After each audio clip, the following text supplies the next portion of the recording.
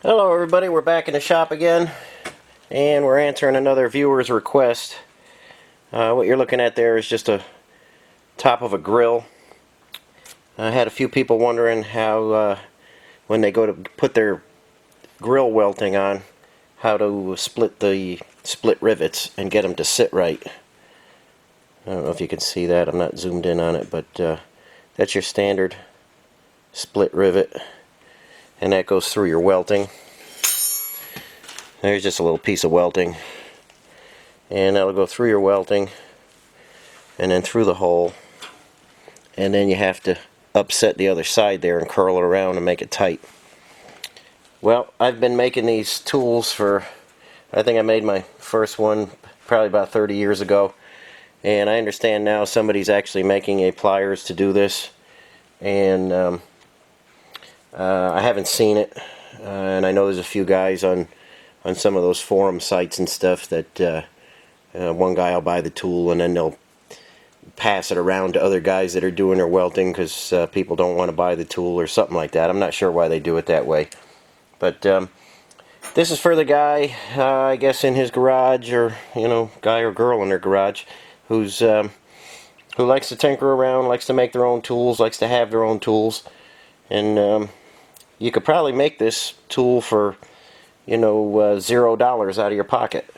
I'm sure you've got some pliers laying around, and I'm sure if you're working on a Jeep, you probably got a drill press or a drill at least. And there's a quick look at it.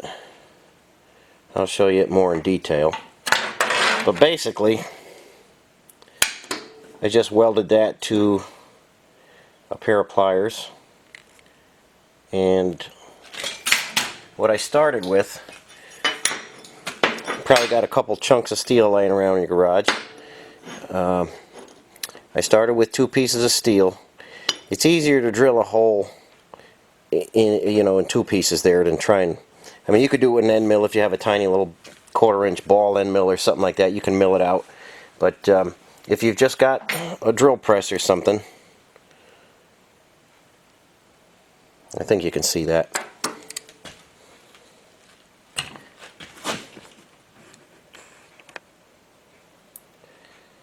Okay, there's basically 2 1/4-inch holes drilled with an 1/8 inch space between them. I think you can see that. You can see this one's been used a lot. It's kind of boogered up in there, but that's basically what you're doing. And if you're just doing this on a drill press or even a milling machine and you're drilling your holes, put 2 pieces together, drill directly in the center. You only need to go down maybe a 1/2 inch or so. Drill directly in the center of that, and then when you separate it, what you'll have is a piece like that.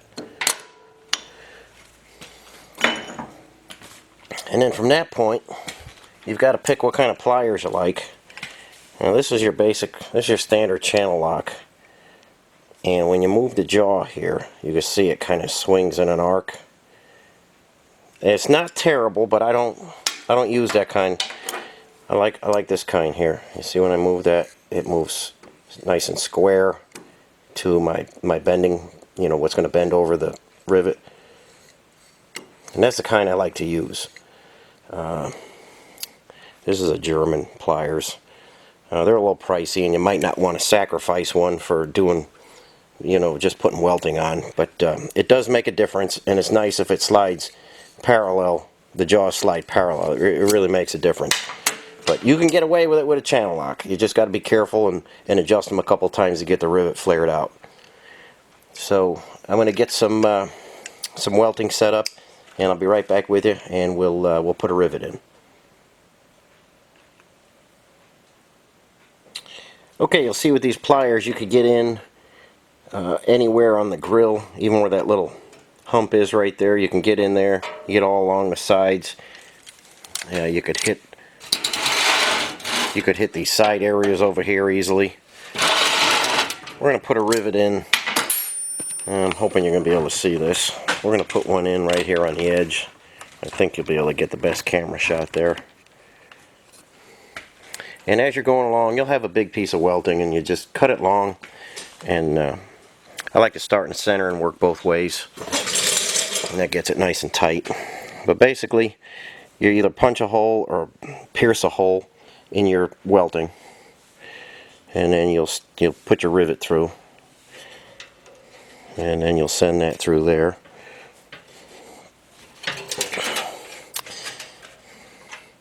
And you see it's got a little bit sticking up there.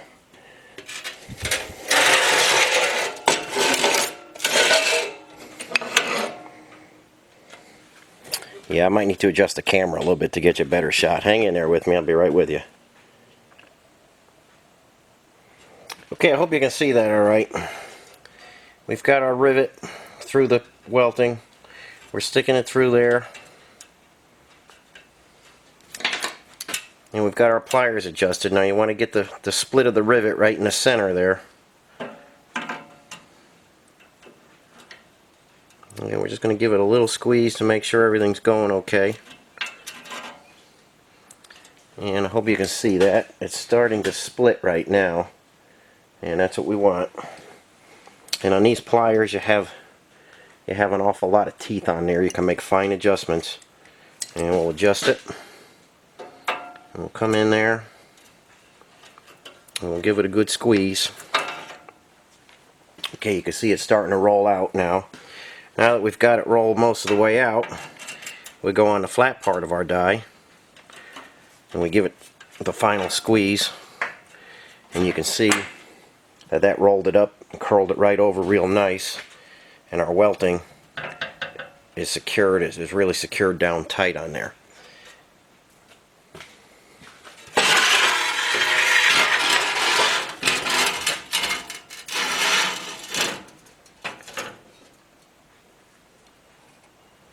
I think you can see the rivet there. What you're aiming for with your rivet is to really squeeze it tight enough where it's sunk down into your welting. That way, you know, a lot of guys, they don't squeeze them real tight, and the rivet, it sticks up, and then when they close their hood, the rivet starts wearing the paint off and squeaking and stuff when you go down the road. You want to get a real nice tight squeeze on there, so your rivet is down in there, and you got these two raised portions of your welting. That's what your hood is resting on. You're not resting on the head of that rivet. So that's in there securely. You can see it's not really flopping around or anything. That's in there nice and tight. And that's how you want every one of your rivets to be. So for a few minutes in the shop, I hope you got a good view of the tool here. A few minutes in the shop, a little bit of your time, sacrifice a pair of pliers, and make that be your dedicated welting tool. It really works great. And make it long enough so that you could get the rivet to curl. Then you go down a little bit. Once it's curled, you really want to squeeze it on that flat spot and make it nice and tight. That'll push that rivet down in there and keep curling the edges over, and that'll make a real nice welting job. It shouldn't be tough to put the welting in, and so many guys email me and contact me and ask me how I do it. And like I say, I've been building these little pliers now for, like I say, the first one I built was probably 30 years ago when I did my first Jeep, and they work perfect, and you'll have good luck with it.